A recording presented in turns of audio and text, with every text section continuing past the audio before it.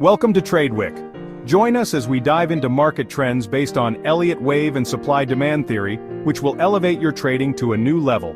TradeWick is here for you. Subscribe now and hit that bell. Let's navigate the markets together. Disclaimer. The information provided on this channel is for general informational and educational purposes only, and does not constitute financial, investment, or other professional advice. Individual results may vary. Hello everyone, welcome to YouTube channel trade week. आज छुट्टी का दिन था और एक opportunity मिला कि Nifty bank को स्टडी किया जाए और देखा जाए कि कल के एक्सपायरी में और आने वाले मंथ में क्या मूव बैंक निफ्टी अनफोल्ड कर सकता है। तो पहले देखेंगे कि कौन से मूव में हम चल रहे हैं, आने वाले मंथ में कौन से लेवल से किस डायरेक्शन के लिए जाना होगा, उसे डिस्कस करते हैं और लास्ट में डिस्कस करेंगे कि कल की एक्सपायरी में इसे कैसे प्ले करना है, वो कौन से लेवल होंगे जो हमें अच्छे एक ट्रेड अपॉर्चुनिटी दे सकते हैं। So let's start. चार्ट पर आप डिपिक्शन देख रहे होंगे कि मैंने डाउन साइड में ए मार्क किया है, बी मार्क किया और नीचे में सी मार्क किया। यहाँ पर बी लेग में आप ए बी सी देख सकते हैं, जिसे मैं मार्क डिपिक्ट नहीं किया हूं, बट ये बी ही है। और उसके बाद से इस सी लेग में 5 लेग के साथ में, जो कि रेड में आप इन ब्रैकेट इम्पल्स देख रहे होंगे, 1 डाउन साइड का इम्पल्स, 1 2 3 4, और नीचे में सी के साथ में आपको फिफ्थ दिखाई दे रहा होगा। Let me remove this line और सी को नीचे शिफ्ट कर दूं। हाँ, तो ये फिफ्थ। तो यहाँ पर सी कंप्लीट हुआ। सी कंप्लीट होने के बाद एक ए बी सी ऊपर की ओर फोल्ड हुआ, और अगर इसे अगेन WXY बनाना होगा, so this is lowest point. That means 81.2 के नीचे ये नहीं जाएगा। उस केस में आप क्या कर सकते हैं, उस केस में ABC को मिलाकर हमें क्या कर देना होगा, इसे W रख देंगे, इसे X, और जितना W गया है उतने ही बराबर का Y मार्क करके चलेंगे। तो ये कब प्ले होगा, ये सारे मूव्स तो कंप्लीट हो गए हैं, लेकिन अब आने वाला ये क्या हम Y की ओर जाएंगे या फर्दर 81.2 के नीचे डिक्लाइन करेंगे, ये कैसे अभी कंफर्म होगा।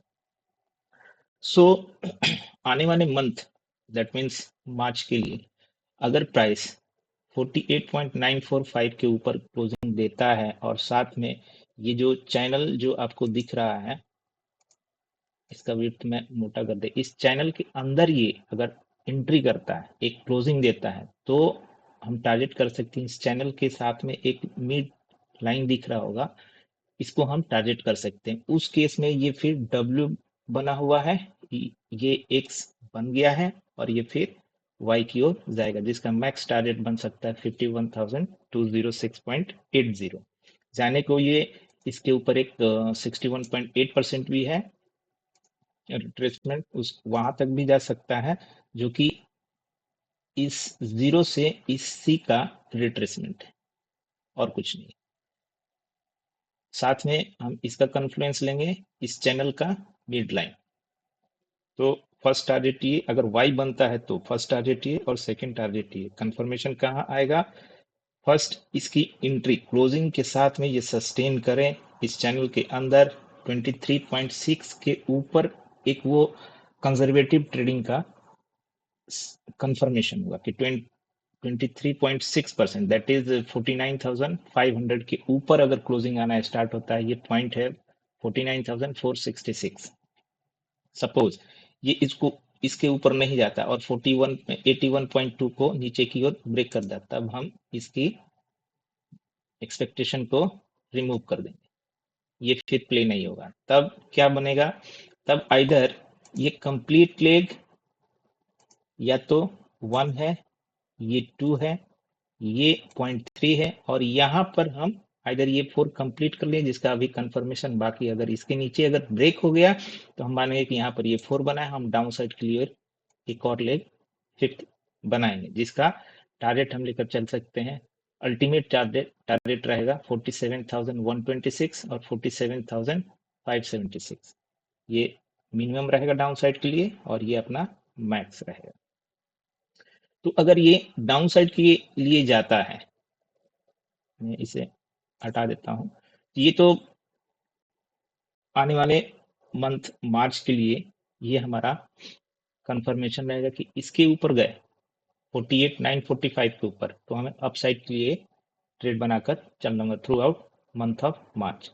इसके नीचे गए तो इन लेवल्स तक हमें डाउन साइड का प्ले करना पड़ेगा और इन लेवल पर आने के बाद यहाँ डाइवर्जन को ऑब्जर्व करेंगे, उसके बाद से हम अगेन लॉन्ग साइड की ओर अपना ट्रेड बनाएंगे, क्योंकि वहां से एक कंप्लीट लेग होने के बाद एक 0.382, दैट मीन्स उस केस में इस रिट्रेसमेंट को हमें यहाँ 1.27 तक शिफ्ट कर देना पड़ेगा और 38.2 का मिनिमम टारगेट लेकर चलेंगे। पहला टारगेट रहेगा, आप बना सकते हैं 23.6, डिपेंड करता है कि ये लो एग्जैक्ट यहाँ लगता है, जहां भी इसे लो कंप्लीट माना जाएगा, लो बनता है, बॉटम बनता है, वहां पर इस लो को शिफ्ट कर देना है और वहां से ये रिट्रेसमेंट मेजर करना है। फर्स्ट टारगेट लेंगे 23.6, सेकेंड टारगेट 38.2 और अल्टीमेट टारगेट बनेगा 61.8%। ये तो for the month of March के लिए हो गया। कल अगर हमें बैंक निफ्टी को ट्रेड करना है तो 15 मिनट का टाइम फ्रेम पर मैंने इसे चेंज कर दिया और सारी स्टडी को मैं रिमूव कर दिया, इसे रिफ्रेश कर दिया और सिंपली देख रहे हैं कि लास्ट सेशन में इसने क्या प्ले किया हुआ। तो लास्ट सेशन अगर हम देखें 90 अनवर्ड्स, तो इस हाई से यहाँ तक ये रिट्रेस फॉल किया हुआ, तो वहां से अभी तक का एक रिट्रेसमेंट हम अप्लाई करेंगे और देखते हैं कि एट प्रेजेंट ये ट्रेड कहाँ करना है। तो एट प्रेजेंट ये वीक जोन में ही ये ट्रेड कर रहा है, बिकॉज इसके ऊपर ही इसे पॉजिटिव माना जाता है। 23.6 का जो लेवल आ रहा है 48,600 के ऊपर अगर कल के डेट में बैंक निफ्टी ट्रेड करता है तो हम फर्स्ट टारगेट 48,796 के लिए प्ले कर सकते हैं। सपोज इसके नीचे ट्रेड करता है, इसके नीचे ट्रेड करता है तो हमें यहाँ से इस वाले हाई पर रिट्रेसमेंट अप्लाई करना है और देखते हैं यहाँ पर, इसको मैं रेड कलर दे देता हूँ ताकि डिफरेंस पता चले। जब तक ये 38.2, दैट मीन्स यहां से मैं कंफ्यूजन ना हो तो 23 रिमूव कर दिया। जब तक बैंक निफ्टी 48,645 के नीचे है, पहला टारगेट हम यही मानकर चलेंगे। सपोज ये अगेन से यहाँ पर मिलता है तो अगेन हम इसे शॉर्ट ही करेंगे और टारगेट पहला लेंगे 48,501। अगर इसके नीचे भी अगर जाता है तो दो टारगेट और बता देता हूं जो कि आपको सेफली मिल सकता है कल के डेट में। इसके नीचे अगर मिलता है 4850 के नीचे तो 390 एंड लास्ट टारगेट लेकर चलेंगे 48,215। यहाँ पर बुक करना ही करना है, क्योंकि यहाँ से एक रेसिप्रोकल मूव, रिट्रेसमेंट का मूव आएगा ही आएगा। अगर बैंक निफ्टी इसके नीचे ट्रेड करता है तो फर्स्ट टारगेट ये, सेकंड टारगेट ये, यहाँ पर टारगेट बुक करना है फॉर एक रिट्रेसमेंट पर्पस। अपसाइड के लिए क्या प्ले करना है, क्योंकि यहाँ पर ये जो स्ट्रक्चर जो बना है ये सिंपली अभी तक एबीसी ही दिख रहा है। ये ए बना है, ये बी बना है और ये सी बना है। कल इनकेस 61.8 के नीचे गैप डाउन होता है तो ये फर्स्ट थोड़ा सा रिट्रेसमेंट अपसाइड की ओर जाएगा और वहां से फिर ये डिक्लाइन स्टार्ट करेगा। इसमें ये टारगेट और ये टारगेट हमें अचीव होगा।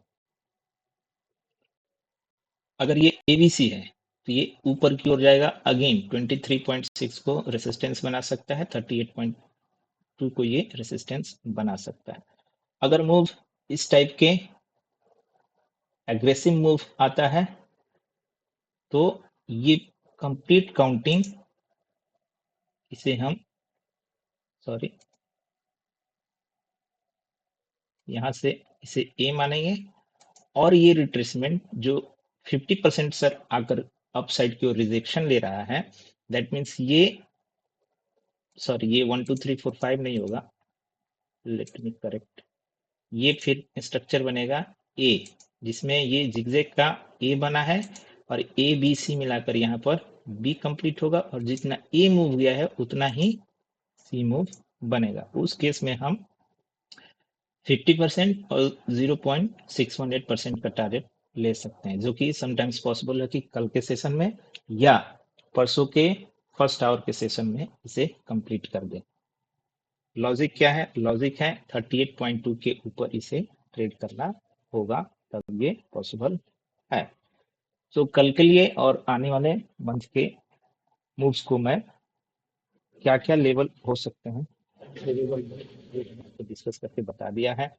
स्ट्रिक्ट एक्सेल के साथ में काम करना है